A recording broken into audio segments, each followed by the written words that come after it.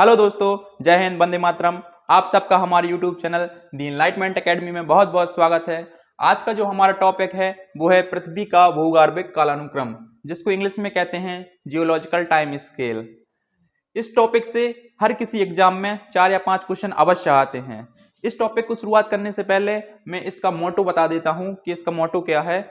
इस टॉपिक में हम पढ़ेंगे कि पृथ्वी पर जो महासागर महाद्वीप कैसे बने, साथ ही हम यह भी जानेंगे कि पृथ्वी पर जीवन सर्वप्रथम किस रूप में आया। साथ ही हम यह भी डिस्कस करेंगे कि पृथ्वी पर जो डायनासोर आए थे वह किस युग में आए और वह कब विलुप्त हुए। साथ ही हम यह भी जानेंगे कि जो पृथ्वी का जो हमारा आदि मानव है वो किस युग में आया और जो हमारा आज का जो मानव है होमो सेपियंस वह कब किस समय पर आया। चलिए आज हम इसको डिस्कस करते हैं। चलिए सबसे सर्वप्रथम मैं आपको कुछ सामान्य बातें बताने चाहता हूं जो कि इस टॉपिक से रिलेटेड है, क्योंकि अगर आप इसको समझेंगे किसी टॉपिक को तो आसानी होगी। चलिए चलते हैं, स्टार्ट करते हैं सामान्य बातों में। सर्वप्रथम सामान्य बातें इस टॉपिक से रिलेटेड जो आपके जीवन में काम आएंगी हमेशा। ठीक है, स्टार्ट करते हैं सामान्य बातों में। 1 मिनट रुकिए, जस्ट अ सेकेंड। सामान्य बातों में मैं 2 शब्द की चर्चा करूंगा। 2 शब्द, एक होता है अवस्था जिसको इंग्लिश में कहते हैं स्टेज। दूसरा होता है प्राअवस्था जिसको इंग्लिश में कहते हैं फेज।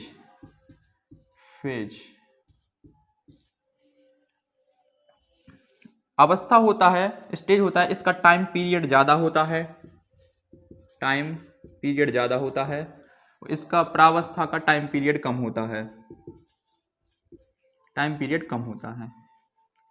अब मैं एक एग्जाम्पल लेता हूं, बताता हूं। एग्जाम्पल, मान लीजिए कोई एक बालक है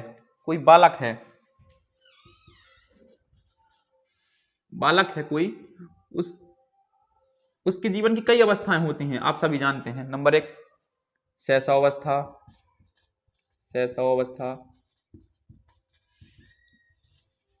दूसरा आप कर ले सकते हैं बाल्यावस्था।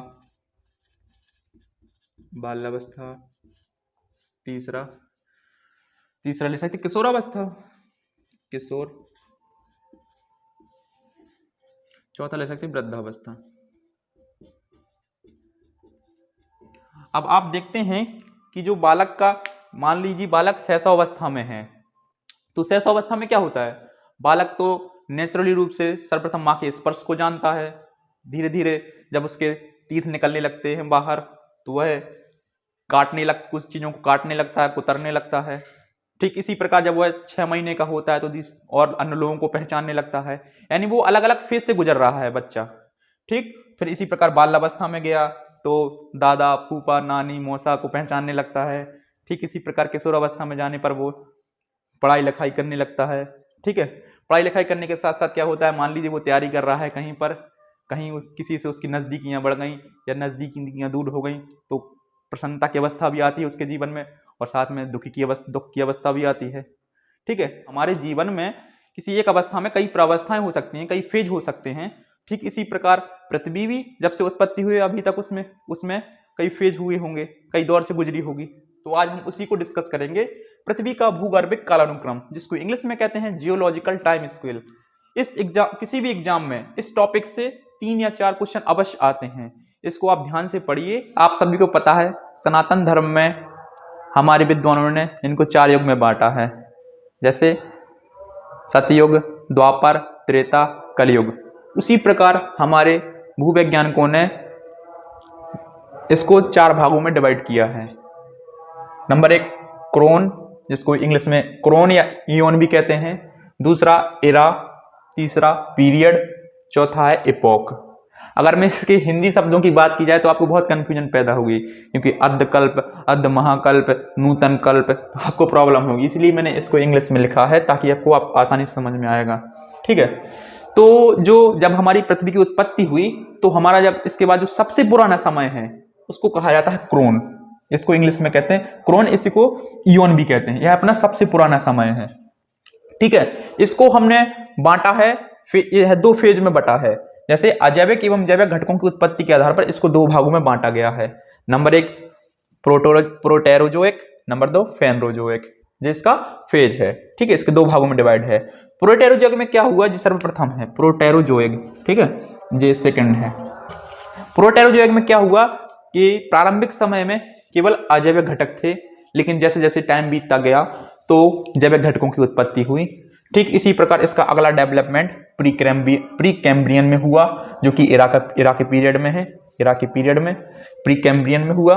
प्री कैम्ब्रियन में आप देखते हैं कि आपका कैनेडियन शील्ड का निर्माण होता है, जो कि आपका उत्तरी अमेरिका महाद्वीप में है, कैनेडियन शील्ड का निर्माण होता है। साथ ही भारत में अरावली पर्वत का निर्माण होता है, जो कि आप देखते हैं वो प्री कैम्ब्रियन टाइम में हुआ है, यानी जो निर्मित हुए हैं प्री कैम्ब्रियन टाइम में निर्मित हुए हैं। और तीसरा आप कह सकते हैं विंध्याचल के कुछ क्षेत्र भी हैं जो कि प्री कैम्ब्रियन टाइम के हैं, जो कि निर्मित हुए हैं। यह सबसे पुराना समय है, क्योंकि सबसे पुराना समय है तो इसकी जो चट्टान है वो पृथ्वी की प्राचीनतम चट्टानें कही जाती हैं। इसलिए भी एग्जाम में अगर क्वेश्चन पूछ ले कि पृथ्वी की प्राचीनतम चट्टानें किस युग से संबंधित हैं, तो आप कहेंगे प्री कैम्ब्रियन। ठीक है, फिर इसके बाद इसका डेवलपमेंट आगे होता है पीरियड में डेवलपमेंट होता है, तो इसको 3 भागों में डिवाइड किया जाता है। नंबर 1 प्रोटेरोजोइक, नंबर 2 आर्कियन, तीसरा हीडियन। ठीक है, जैसे जैसे समय बीतता गया प्रोटेरोजोइक और आर्कियन का, धीरे धीरे हमारे वायुमंडल में आप सभी जानते हैं कि गैसों की सांद्रता बढ़ती गई। ठीक है, जिसमें आप कह सकते हैं हाइड्रोजन, हीलियम, ऑक्सीजन गैसें भी थी। जब हाइड्रोजन दो हाइड्रोजन और 1 ऑक्सीजन मिलने से जब जलवाष्प बना, धीरे धीरे उसका संघनन हुआ, बादल बने तो फिर बारिश हुई, तो जो हमारी पृथ्वी थी उसका तापमान कम हुआ, और कह सकते हैं कि जो पृथ्वी की चट्टानें थी उनका विघटन और वियोजन हुआ। इसी प्रकार से हमारा मृदा का फॉर्मेशन भी स्टार्ट हो गया। ठीक है, लेकिन साथ ही क्या हुआ कि कार्बन डाइऑक्साइड की मात्रा भी बढ़ती गई। तो क्या हुआ, अगर कहीं से वनस्पति जगत की अगर कोई नींव रख जाए तो कह सकते हैं कार्बन डाइऑक्साइड भी उसको मिलने लगेगी। साथ ही मिट्टी भी बन गई है, मिट्टी निर्मित हो गई है। साथ ही कह सकते हैं कि जो हमारे जो वनस्पति जगत है वो प्रकाश संश्लेषण क्रिया भी आसानी से कर पाएगा। तो कह सकते हैं कि सभी कंडीशन विद्यमान हो गई वनस्पति जगत के निर्माण के लिए। तो कार्बन डाइऑक्साइड भी आ गए, इसी प्रकार से हमारे महाद्वीप भी बन गए, महासागर भी बन गए, क्योंकि बारिश हुई तो बहुत लाखों वर्षों तक बारिश हुई तो महासागर बन गए, महाद्वीप भी बने साथ में। ठीक है, इसी प्रकार से आपके हीडियन एज में नीले हरे शैवाल भी बन गए, ग्रीन ब्लू एल्गा कहते हैं इसको, जो कि यूनिसेलुलर होते हैं। ठीक है, तो हीडियन में ये सब डेवलपमेंट हुआ, क्योंकि सभी कंडीशन विद्यमान हो गई जो एक जीवन के लिए जो चाहिए है, वो सभी चीजें यहाँ पे हीडियन एज में विद्यमान हो गई। ठीक है, फिर इसके बाद आता है आपका फेनरोजोइक का टाइम। फेनरोजोइक आप नाम से ही स्पष्ट है, फेनरोजोइक मतलब फेनरोजोइक, फेनरो का मतलब होता है वनस्पति और जोइक का मतलब होता है जीव। फेनरोजोइक यानी आपने जूलॉजी वगैरह में भी पढ़ा होगा कि पहले आता है वनस्पति विज्ञान, पहले वनस्पति पहले आता है, बाद में जीव आता है। ठीक है, लेकिन अब क्या हुआ कि जो प्रोटेरोजोइक था, प्रोटेरोजोइक से जब फेनरोजोइक में गए तो आप देखते हैं कि आप कभी भी कोई चीज होती है आप डायरेक्ट नहीं जाते हैं कि भैया 12 बजे तक प्रोटेरोजोइक था और 12:01 पे फेनरोजोइक हो गया। ऐसा कभी नहीं होता है। अगर आप एग्जाम्पल भी लेते हैं, मैं एक एग्जाम्पल के थ्रू बताता हूं। जैसे मान लीजिए एक एग्जाम्पल लेता हूं कि दिन और रात। अगर आप सोचते हैं कि दिन के बाद सीधी रात होती है और रात के बाद सीधे दिन होता है, तो आप बहुत गलत सोचते हैं, क्योंकि दिन के बाद ना कभी पूर्ण रूप से रात होती है ना रात के बाद दिन होता है, क्योंकि इसके बीच एक चीज होती है, उसको कहते हैं संक्रमण। मतलब जब जैसे दिन समाप्त होते हुए रात आती है तो संध्या काल आती है। संध्या काल में क्या होता है कि सूर्य भी दिखाई देता है और चंद्रमा की भी लक्षण दिखाई देते हैं, तो इसको कहेंगे हम संक्रमण काल, ट्रांजिशनल फेज कहेंगे। ठीक इसी प्रकार अगर रात से सुबह होती है तो आप देखते हैं उससे पहले प्रातः काल होता है। प्रातः काल में भी दोनों लक्षण दिखाई देते हैं, दिन के लक्षण दिखाई देते हैं और रात के लक्षण दिखाई देते हैं। ठीक इसी प्रकार इसमें भी हुआ, जो प्रोटेरोजोइक था वो जब फेनरोजोइक में तब्दील हुआ तो कुछ कंडीशन यानी दोनों की कंडीशन मिल रही थी। तो फेनरोजोइक में क्या हुआ, इसका डेवलपमेंट इरा में हुआ। फेनरोजोइक का डेवलपमेंट इरा में हुआ, इरा जो हमारा पीरियड है। ठीक है, इरा में हुआ तो इस 3 पार्ट में हुआ। Paleozoic, number 1 Paleozoic, number 2 Mesozoic, number 3 Cenozoic. अगर आप एनसीईआरटी किताबों में भी पढ़ेंगे तो इसको नियोजोइक भी कह सकते हैं, इसको 3 रूप में कह सकते हैं, सीनोजोइक, नियोजोइक। ठीक है, पेलियोजोइक का फिर वर्गीकरण हुआ आगे पीरियड में, डेवलपमेंट हुआ कैम्ब्रियन में हुआ, Cambrian, Ordovician, Silurian, Devonian, Carboniferous, Permian. ठीक है, कैम्ब्रियन था। कैम्ब्रियन एज में क्या हुआ कि स्थल भाग पर हमारे कोई भी जीव नहीं थे, स्थल भाग पर कोई भी जीव नहीं थे, केवल जलीय भाग में जीव अस्तित्व थे। ठीक है, फिर आगे चल के ऑर्डोविशियन में हमारी पहली फर्स्ट मछली का विकास हुआ पृथ्वी पर। फर्स्ट मछली के विकास के साथ साथ सिल्यूरियन एज में स्थल पर जीवन प्रारंभ हुआ, जो कि एक वनस्पति के रूप में प्रारंभ हुआ। स्थल पर जीवन प्रारंभ हुआ क्योंकि वनस्पति के रूप में प्रारंभ हुआ जीवन, अगर स्थल पर प्रारंभ हुआ। एग्जाम में पूछ लेता है कि वनस्पति यानी स्थल पर जीवन सर्वप्रथम किस रूप में प्रारंभ हुआ, तो हुआ है वनस्पति के रूप में प्रारंभ हुआ। ठीक है, इसी प्रकार से आप कह सकते हैं कि डेवोनियन युग में फिर जो मत्स्य, इसको मत्स्य युग भी कहते हैं। मत्स्य युग क्यों कहते हैं कि इस पर बड़े पैमाने पर मछलियों का विकास हुआ, मछलियां बनी बड़े पैमाने पर।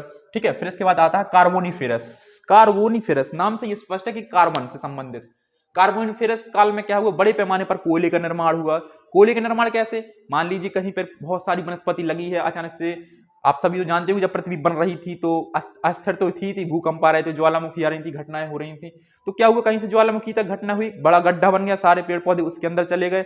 जब पेड़ पौधे चले गए तो वायु द्वारा जो निश्रित जो चीजें जमा हुई, इकट्ठी होती गई, वायु हवा द्वारा, जब वो कंकड़ बजरी सब इकट्ठे हो गए तो उस पर प्रेशर बनता गया। जब प्रेशर बनता गया तो उसका टेम्परेचर बढ़ गया, धीरे धीरे चल के वो कोयले के रूप में परिवर्तित हो गया। लंबे समय बाद, लाखों वर्ष तक टेम्परेचर बढ़ा, प्रेशर बढ़ा, तो वो लाखों के रूप कोयले का निर्माण हुआ बड़े पैमाने पर। ठीक इसी प्रकार कार्बोनिफेरस एज में रेंगने वाले जीव जंतु भी आ गए, प्लस जो कि रीढ़ युक्त थे, जिनकी रीढ़ थी, रेंगने वाले जीव जंतु आ गए। ठीक है, साथ में पर्मियन एज में, पर्मियन में जल स्थल चर समय था, यानी जल स्थल दोनों पर जीव आने लगे, जल पर भी आने लगे, स्थल पर भी आने लगे, सभी जगह जीव आने लगे। इसके बाद हम अगले प्रोसेस, अब हमारा दूसरे नंबर का जो आता है वो है मीसोजोइक। मीसोजोइक का डेवलपमेंट 3 प्रकार से होता है। Number 1 Triassic, number 2 Jurassic, number 3 Cretaceous. जो जुरासिक एज में क्या हुआ कि हमारी पृथ्वी पर मेढक कछुए का आगमन होना स्टार्ट हो गया। साथ ही जुरासिक काल में क्या हुआ कि डायनासोर पृथ्वी पर, हमारी पृथ्वी पर डायनासोर आ गए। आपने एक मूवी भी देखी होगी जुरासिक पार्क। एक्चुअली में वो जुरासिक एज से संबंधित मूवी है, क्योंकि जुरासिक काल में हमारी पृथ्वी पर डायनासोर्स थे। जैसे एग्जाम्पल में देखा जाए तो भारत में कहाँ डायनासोर के प्रमाण मिलते हैं, तो आप देख सकते हैं कि मध्य प्रदेश, गुजरात, और अभी वर्ष 2018 में हाल ही शोध हुआ है जिसमें वैज्ञानिकों ने बताया कि झारखंड में भी डायनासोर्स के प्रमाण मिले हैं, जो कि बताते हैं कि जुरासिक एज में यहाँ पर डायनासोर्स थे। ठीक है, नंबर 3 पर आपका आता है क्रेटेशियस। जुरासिक के बाद क्रेटेशियस में क्या हुआ, हमारे डायनासोर विलुप्त होना स्टार्ट हो गए। साथ ही क्या हुआ, विलुप्त होना स्टार्ट क्यों हो गए, क्योंकि उस समय पर ज्वालामुखी घटना, चक्रवात जैसी घटनाएं आ रही थी। तो क्या हुआ, उस समय पर ज्वालामुखी तक घटना हुई, लावा निकला। ठीक है, निश्चित लावा हुआ, और लावा के जमाव से आप कह सकते हैं कि हमारे पठार बने। पठार में जैसे अब दक्कन का पठार, वो भी क्रेटेशियस एज का है। साथ में कह सकते हैं यूएसए का कोलंबिया का पठार, वो कि क्रेटेशियस एज का है। आपसे क्वेश्चन ऐसा पूछा जा सकता है किसी भी परीक्षा में कि आपका जो दक्कन का पठार है, भारत का दक्कन का पठार, वो किस एज से संबंधित है, तो वो आपका है क्रेटेशियस एज से संबंधित है, क्योंकि इसी टाइम पर हमारा भारत का दक्कन का पठार बना, कोलंबिया का पठार बना। ठीक है, फिर इसके बाद आपका नंबर आता है जैसे पेलियोजोइक, मीसोजोइक, फिर इसके नंबर आता है सीनोजोइक, जो कि सीनोजोइक का डेवलपमेंट आगे चलकर इसको हम 2 भागों में फेज में डिवाइड करते हैं, टर्सरी, क्वार्टरनरी। टर्सरी को हम इसका अब हम पहुंचे हैं एपोक तक। अभी तक हम पीरियड तक चल रहे थे, इसमें पहुंचे एपोक तक। टर्सरी का डेवलपमेंट होता है एपोक में। इसको कई फेज में डिवाइड किया गया, Palaeocene, Eocene, Oligocene, Miocene, Pliocene. ठीक है, प्लायोसीन के एंड तक आते आते मनुष्य का जो आरंभिक पूर्वज था उसका अस्तित्व हो गया। जैसे किस रूप में हुआ, बंदरों के रूप में हुआ, चिंपैंजी के रूप में हुआ, कह सकते हैं अब वन मानुष के रूप में हुआ। मनुष्य का आरंभिक पूर्वज हमारी पृथ्वी पर आ गया। ठीक है, आगमन हो गया उसका। ठीक है, फिर इसके बाद आप क्वार्टरनरी में जाते हैं। क्वार्टरनरी का डेवलपमेंट भी एपोक में होता है। ठीक है, इसको 2 भागों में डिवाइड करते हैं, प्लेस्टोसीन, होलोसीन। प्लेस्टोसीन में क्या हुआ कि इसमें अपना जो आदिम मानव था वो भी अस्तित्व में आ गया। साथ ही कह सकते हैं हिमयुग के इस टाइम पर हिमयुग का प्रभाव भी हुआ, यानी बहुत सारी बर्फबारी हुई, हिमयुग का प्रभाव हुआ। तो इससे क्या हुआ, जो हमारे जैविक घटक थे, वनस्पति को ले सकते हैं, चाहे जीव को ले सकते हैं, उनका इसमें नुकसान हुआ, यानी ये नुकसान हुए इनका हिमयुग के प्रभाव से। ठीक है, इसके बाद आप आ सकते हैं होलोसीन है होलोसीन में क्या हुआ कि जो हमारी पृथ्वी पर जड़ोल मैदान का निर्माण हुआ, जैसे उत्तर पश्चिम का थार का मरुस्थल, वो होलोसीन एज का उदाहरण है। साथ ही कह सकते हैं आधुनिक मानव जो आज का होमो सेपियंस है वो इसी एज में आया है, होलोसीन में। जो आज हम दिख रहे हैं जैसे हैं वो हम इसी एज में आए हैं, जो वैज्ञानिकों ने डिवाइड किया है होलोसीन। ठीक है, इसी प्रकार जो वर्तमान समय पर जो हमारी जो घटनाएं घट रही हैं, ज्वालामुखीता, चक्रवात, पैंडेमिक, ये सभी घटनाएं हो रही हैं, वो वैज्ञानिकों ने बताया जो आज जो घटनाएं घट रही हैं वो होलोसीन एज के अंतर्गत हैं। हम इसी एज में आते हैं, होलोसीन में। जो अभी जो घटनाएं जितनी भी घट रही हैं सब वो होलोसीन के अंतर्गत आती हैं। ठीक है, इसी प्रकार हमारे जो वैज्ञानिकों ने बताया है कि पृथ्वी के जब से उत्पत्ति हुई तब से लेकर इसको आज तक, अब तक इसको 4 भागों में डिवाइड किया है। Chron, eon, era, period, epoch, 4 भागों में डिवाइड किया है। उनके फेज बताए हैं, अलग अलग फेज, कौन सी फेज में क्या डेवलप हुआ, कब डायनासोर आए हैं, सब बताया हमने इस वीडियो में। अगर आपको यह वीडियो बहुत ही अच्छा लगा हो तो आप इसको लाइक, कमेंट, सब्सक्राइब जरूर करें, क्योंकि अगर आगे आने वाली वीडियो आपको चाहिए तो जरूर हमें बताएं। हम आपके लिए बहुत ही अच्छी टॉपिक लाएंगे, नए नए टॉपिक, चाहे इकोनॉमिक्स से रिलेटेड हो, चाहे पॉलिटिकल साइंस से रिलेटेड हो, किसी भी टॉपिक पर आपको चाहिए तो आप कमेंट करके बताएं। आपका बहुत बहुत धन्यवाद।